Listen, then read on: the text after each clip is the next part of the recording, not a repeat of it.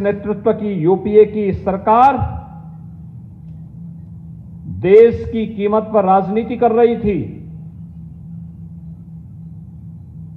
देश की बाह्य सुरक्षा भी खतरे में थी और आंतरिक सुरक्षा भी खतरे में थी। बाह्य सुरक्षा के मोर्चे पर कभी चीन, कभी पाकिस्तान भारत की सीमाओं में घुसपैठ करता था और जब कभी इसकी आवाज उठती थी तो कांग्रेस नेतृत्व की सरकार कहती थी, नहीं चुप हो जाओ, मत बोलना।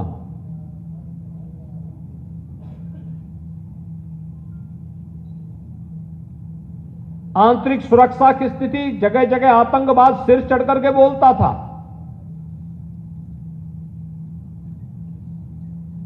कहीं आतंकवाद है, कहीं नक्सलवाद है, कहीं अराजकता है।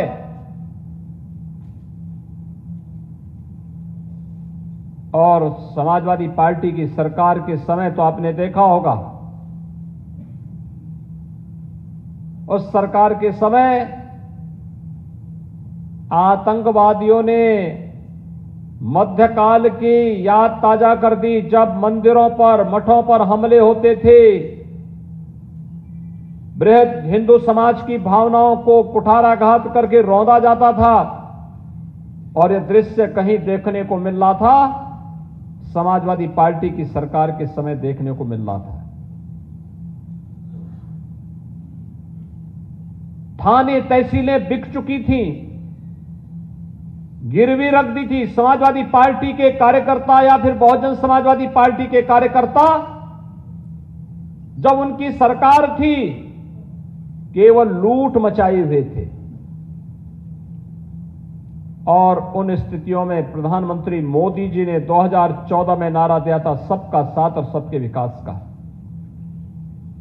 भाइयों बहनों, यह नारा एक हकीकत में बदली। आज आप देख रहे होंगे, भारतीय जनता पार्टी की केंद्र की सरकार हो या प्रदेश की सरकार, आवाज दे जा रहे हैं सबको बिना भेदभाव के। शौचालय दिए गए बिना भेदभाव के। रसोई गैस के सिलेंडर दिए जा रहे हैं बिना भेदभाव के। किसान सम्मान निधि दी जा रही है बिना भेदभाव के। ऋण माफी की योजना हुई है बिना भेदभाव के। 5 लाख रुपए की स्वास्थ्य बीमा का कवर दिया जा रहा है बिना भेदभाव के। और सबको राशन देने की कार्रवाई, फ्री में राशन देने की कार्रवाई बिना भेदभाव के। और कोरोना जैसी महामारी से बचाव के लिए भी सबको फ्री में वैक्सीन, सबको वैक्सीन भी बिना भेदभाव के। ये होती है सरकार।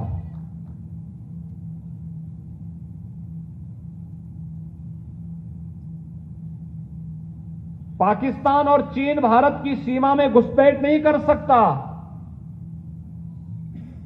और अगर करता है तो फिर उसका मुंह तोड़ जवाब भी भारत देता है, भारत की सेना देती है।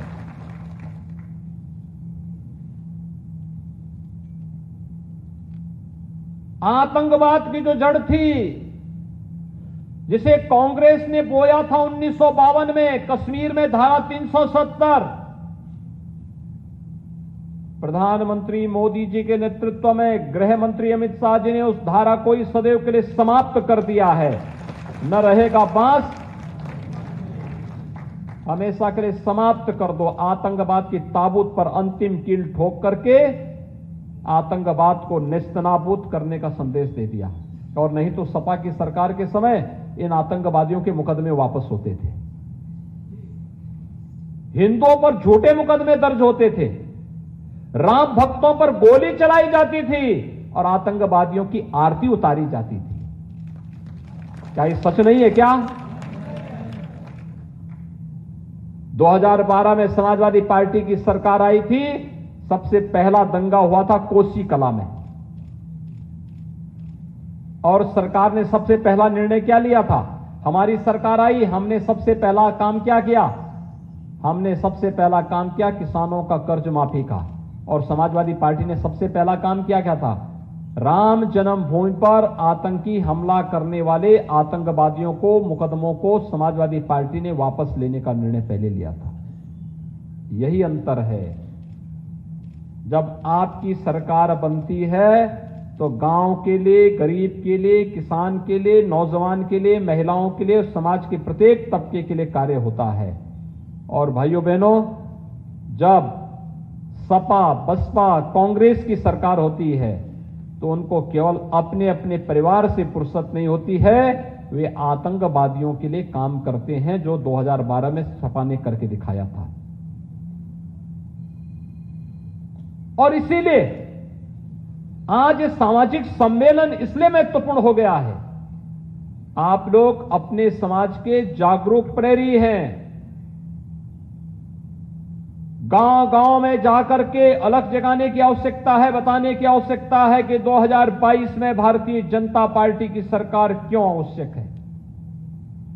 क्योंकि भारतीय जनता पार्टी की सरकार रहेगी, प्रदेश में कोई दंगा करने का दुस्साहस नहीं कर पाएगा। कोई गुंडा, कोई माफिया, कोई पेशेवर अपराधी जबरन किसी गरीब की, किसी किसान की, किसी व्यापारी की संपत्ति पर कब्जा करने का दुस्साहस नहीं कर पाएगा। अगर करेगा तो उसकी छाती पर प्रदेश सरकार का बुलडोजर चलता हुआ दिखाई देगा। और नहीं तो भाइयों बहनों, इससे पहले क्या होता था? मऊ का दंगा आप भूले नहीं होंगे, 2005 का। कैसे भरत मिलाप के दिन वहां पर व्यापक दंगे हुए थे, एफआईआर तक दर्ज नहीं हुई थी। आजमगढ़ में 2007 में आपने देखा होगा, अजीत राय की नेशनल पीजी कॉलेज में, सिबली नेशनल पीजी कॉलेज में कैसे निर्मम हत्या हो गई थी। उसने केवल एक बात कही थी, अजीत राय ने एक बात कही थी, उसने कहा था वंदे मातरम होना चाहिए। अरे वंदे मातरम भारत का राष्ट्रगीत है, जिस गीत को गाते गाते भारत के क्रांतिकारी फांसी के फंदे पर झूमते थे। अगर स्वतंत्र भारत में उस गीत को गाने पर कोई सरकार और कोई संगठन या कोई संस्था रोक लगाती है, उसको उखाड़ फेंक देना चाहिए। लेकिन आजमगढ़ में वंदे मातरम नहीं गाने दिया था। अजीत राय की हत्या कर दी गई थी कॉलेज के अंदर।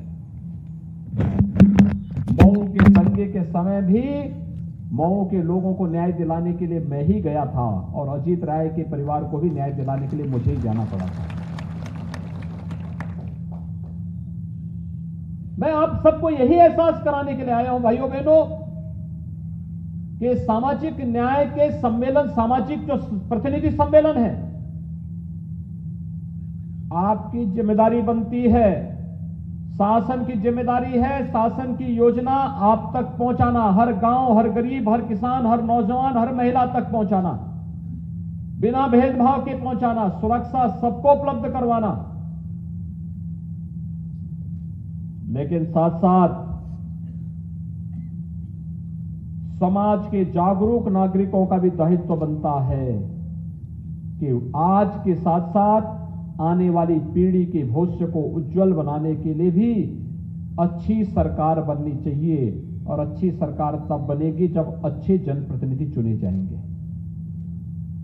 और वह कार्य केवल भारतीय जनता पार्टी कर सकती है। हमें देखना होगा, आपने देखा होगा आजादी के बाद से लेकर के अब तक आखिर आपके समाज का कोई गवर्नर क्यों नहीं बन पाया? पहली बार श्री फागू चौहान जी ही क्यों गवर्नर बने, इससे पहले क्यों नहीं? एक भारी भरकम मंत्रालय को लेकर किसी दारा सिंह चौहान जी पिछले 4.5 वर्ष से प्रदेश के अंदर अपनी सेवा दे रहे हैं।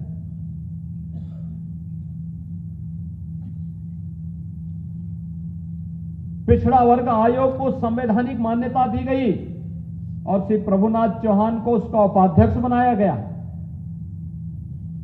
तमाम ब्लॉक प्रमुख समाज के लोग आज हो रहे हैं। समाज के अलग अलग फील्ड में समाज के लोग प्रतिनिधित्व दे रहे हैं। तो भाइयों बहनों, हम सबका दायित्व बनता है जब सरकार की बारी है तो सरकार एक एक करके अपने सभी वादों को आगे बढ़ा रही है, और जब पार्टी को आपकी आवश्यकता है तो आपका दायित्व बनता है कि एक एक परिवार के पास जाकर के कह देने की आवश्यकता कि नहीं, भारतीय जनता पार्टी ने हमारे हितों के लिए कार्य किया है, भारतीय जनता पार्टी प्रदेश के हित में है, भारतीय जनता पार्टी देश के हित में है। हमें भी अब उसी प्रतिबद्धता के साथ कार्य करना है। याद करिए, अगर 1990 में भारतीय जनता पार्टी की सरकार होती तो क्या राम भक्तों पर गोलियां चलती? लेकिन भाइयों बहनों, जिन लोगों ने राम भक्तों पर गोली चलाई, क्या उनको माफ कर देंगे? भगवान राम माफ नहीं करेंगे। भारतीय जनता पार्टी की केंद्र और प्रदेश में सरकार आई तो अयोध्या में भगवान राम का भव्य मंदिर के निर्माण का मार्ग प्रशस्त हो रहा है कि नहीं हो रहा है?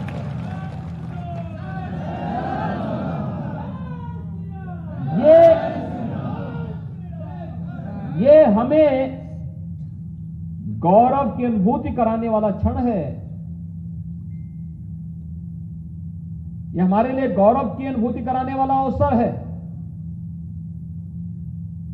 अयोध्या में भगवान राम का मंदिर बनना, 135 करोड़ भारतीयों के सीने को दुनिया के सामने मजबूती के साथ उठाने का एक अवसर भी है कि हम लोगों ने अतीत की, मध्यकाल की, गुलामी के कालखंड की एक गलती का परिमार्जन किया है और आज अयोध्या में भगवान राम का भव्य मंदिर का निर्माण कार्य हो रहा है। एक अवसर है हमारे पास कहने के लिए, स्वाभिमानी समाज गुलामी की बेड़ियों को बहुत दिनों तक नहीं सहन कर सकता।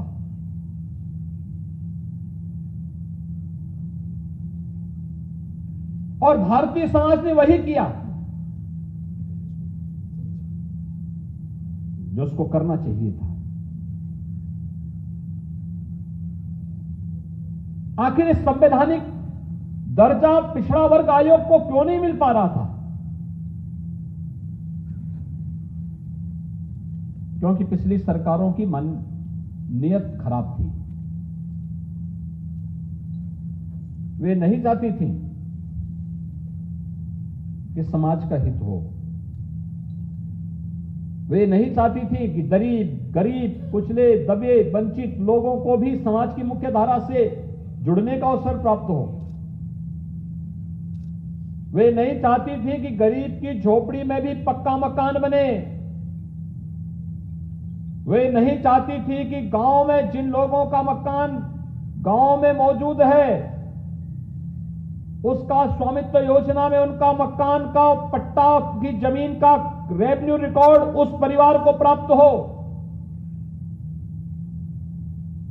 वे नहीं चाहती थी कि बीमारी दूर हो और हर घर में शौचालय हो। पिछली सरकारें नहीं चाहती थी कि हर घर में रोशनी हो। पिछली सरकारें नहीं चाहती थी कि हर घर में रसोई गैस जलता हुआ दिखाई दे और बीमारी का अंत हो। इसलिए इन्होंने इतनी बीमारी देश को दी।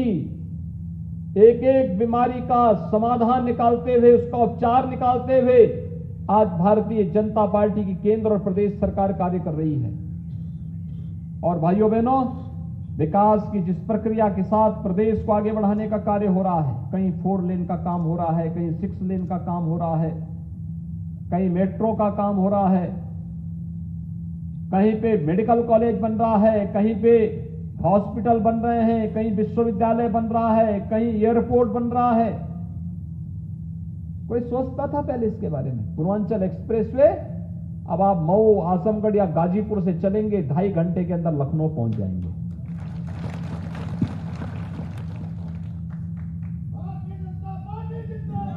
भाइयों बहनों, ये काम पहले क्यों नहीं हुआ? आजमगढ़ में विश्वविद्यालय बनना चाहिए, ये काम पहले क्यों नहीं हुआ? आजमगढ़ से तो मुलायम सिंह जी भी सांसद रहे थे और समाजवादी पार्टी के वर्तमान के अध्यक्ष भी आजमगढ़ से लगातार दूसरी बार सांसद हैं, लगातार सांसद हैं। क्यों नहीं इनके दिमाग में आया?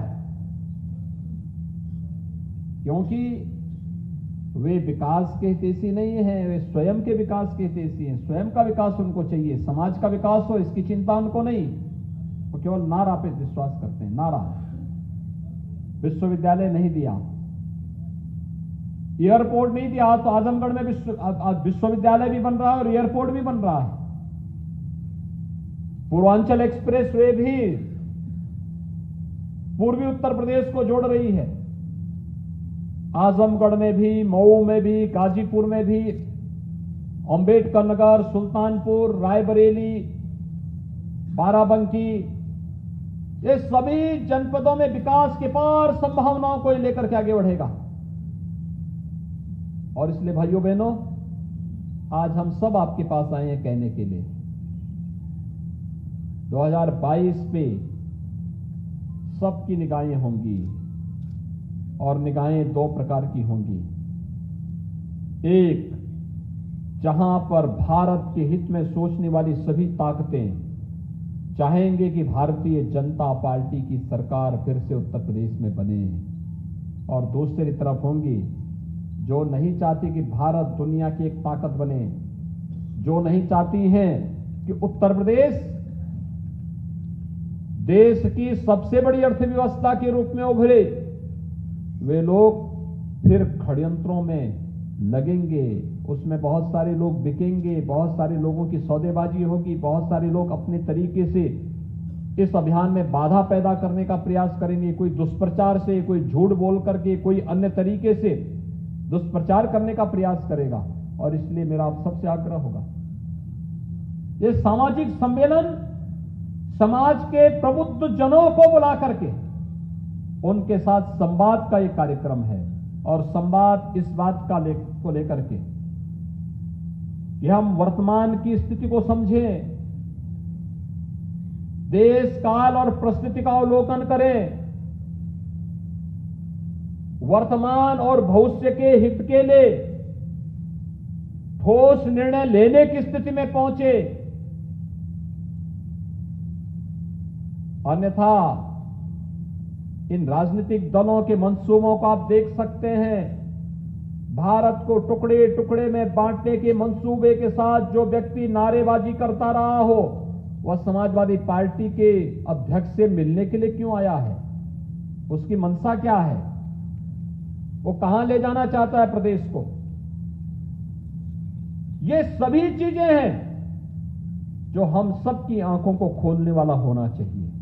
और इसलिए भाइयों बहनों, आज आप देख रहे होंगे कितनी तेजी के साथ विकास एक नई प्रक्रिया के साथ जुड़ रहा है। 9 तारीख को गाजीपुर मेडिकल कॉलेज का उद्घाटन प्रधानमंत्री जी के कर कमलों से होने जा रहा है। अभी चंदौली में मेडिकल कॉलेज का शिलान्यास मैंने पिछले 15 दिन के अंदर किया है। कुशीनगर के मेडिकल कॉलेज का शिलान्यास प्रधानमंत्री जी के कर कमलों से 3 दिन पहले हुआ है। सिद्धार्थनगर, एटा, हरदोई, गाजीपुर, मिर्जापुर, प्रतापगढ़, फतेहपुर, जौनपुर, ये 9 मेडिकल कॉलेजेस का उद्घाटन प्रधानमंत्री जी अभी 25 अक्टूबर को करने जा रहे हैं। आखिर ये मेडिकल कॉलेजेस पहले क्यों नहीं बन पाए? गोरखपुर में एम्स प्रधानमंत्री मोदी जी ने 2016 में शिलान्यास किया और नवंबर में उसका भव्य उद्घाटन भी होगा। आखिर ये प्रदेश के लोगों को बेहतर स्वास्थ्य सुविधा उपलब्ध कराने के माध्यम बनेंगे। ये मेडिकल कॉलेज पहले क्यों नहीं बने? नियत साफ नहीं थी पिछली सरकारों की। गरीब को स्वास्थ्य की सुविधा प्राप्त हो, ये उनकी मंशा नहीं थी। 5 लाख रुपए का स्वास्थ्य बीमा का कवर हर गरीब को क्यों नहीं मिल सकता था पहले? उनको चिंता नहीं थी। गरीबों को फ्री में राशन मिले, ये उनकी चिंता नहीं थी। उनकी चिंता तो एक ही है, संकट आ जाएगा तो या तो घर में अपना कैद होकर के ट्विटर पे केवल ट्वीट करते रहो या फिर देश छोड़ करके भाग जाओ। जब जो आपके संकट में खड़ा नहीं हो सकता, समाज के हित के लिए योजना नहीं बना सकता, तो फिर समाज को भी उसको एक सिरे से ठुकरा देना चाहिए, जब किसी लायक नहीं होगी। जो हमारे हित में काम करेगा। कोरोना के समय या तो सरकार खड़ी थी आपके साथ या फिर भारतीय जनता पार्टी का कार्यकर्ता खड़ा था आपके साथ। कोरोना के दौरान सपा हो, कांग्रेस हो, ये सभी लोग दुष्प्रचार कर रहे थे, कहते थे कोरोना का वैक्सीन नहीं लगाना चाहिए। कितना गैर जिम्मेदाराना रवैया था। यानी इस महामारी से जो सबसे कारगर उपाय था, पहले बचाव, मास्क लगाना, सोशल डिस्टेंसिंग का पालन करना, सुरक्षा कवच के लिए वैक्सीन लेना, इसको ये लोग पालन नहीं करते थे, विरोध करते थे। कहते थे ये वैक्सीन तो मोदी वैक्सीन है, कहते थे ये वैक्सीन तो बीजेपी का वैक्सीन है। अरे इसी वैक्सीन से भारत कोरोना जैसी महामारी से बचा है, अन्यथा दुनिया के अंदर बड़े बड़े देश, भारत से मजबूत देश, क्या हालत हो गई, पूरा देश लेट गया। अमेरिका दुनिया की सबसे बड़ी ताकत, भारत की आबादी का 1/4 आबादी है अमेरिका की। और भाइयों बहनों, अमेरिका के अंदर इस बीमारी से भारत में जितनी मौतें हुई उससे 1.5 गुना ज्यादा मौतें हुई, यानी आबादी भारत की 1/4, लेकिन मौत भारत से 1.5 गुना ज्यादा वहां पर हुई है। यह महामारी है। लेकिन प्रधानमंत्री मोदी जी के नेतृत्व में भारत ने कोरोना को कंट्रोल भी किया और 100 करोड़ लोगों को फ्री में वैक्सीन भी दिया है। दुनिया के अंदर कोई देश फ्री में वैक्सीन नहीं दे रहा है। मोदी जी ने फ्री में वैक्सीन भी दिया है, फ्री में राशन भी दिया है। ये भारतीय जनता पार्टी ही कर सकती है, कोई और कभी नहीं कर सकता। और इसलिए भाइयों बहनों, हम आपके पास आए हैं कहने के लिए, इसलिए हम सब आपके पास आए हैं कहने के लिए। अब आपका दायित्व बनता है, आप अगर अपने समाज के जागरूक प्रहरी हैं, प्रबुद्ध हैं, उस समाज को लीड करते हैं, नेतृत्व कर देते हैं, तो एक एक घर में जाकर के बताने की आवश्यकता है कि भारतीय जनता पार्टी क्यों आवश्यक है।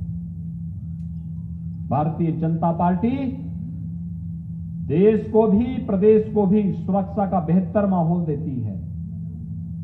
बिना भेदभाव के शासन की योजनाएं देती है, बिना भेदभाव के नौकरी और रोजगार भी देती है, बिना भेदभाव के गरीब कल्याण की योजनाओं के साथ भी जोड़ती है।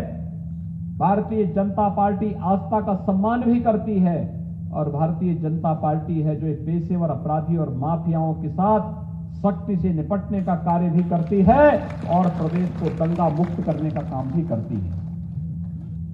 ये सभी कार्यक्रम एक साथ चलने चाहिए और उस कार्यक्रम के साथ जुड़ने के लिए आज आवश्यकता है, क्योंकि हम वर्तमान को सुरक्षित करेंगे, वर्तमान के साथ साथ भविष्य की नींव हम रखते हैं और भविष्य के लिए उस प्रकार के नेतृत्व को फिर से आगे बढ़ने का अवसर देते हैं, तो वह और बेहतर माहौल देगा। आज के इस अवसर पर आप सभी लोग समाज के अलग अलग तबके से आए होंगे, अलग अलग क्षेत्रों से आए होंगे, अलग अलग कोने से, प्रदेश के अलग अलग कोने से आए होंगे। आपने देखा होगा बहुत सारी चीजें, आप में से बहुत सारे लोग होंगे जो केंद्र और प्रदेश सरकार की उन योजनाओं के साथ सीधे जुड़े होंगे। खासतौर पर जैसे 1 डिस्ट्रिक्ट 1 प्रोडक्ट का, एक जनपद एक उत्पाद की तमाम योजनाएं हैं, हर जनपद की एक स्पेसिफिक योजना, विश्वकर्मा श्रम सम्मान की योजना,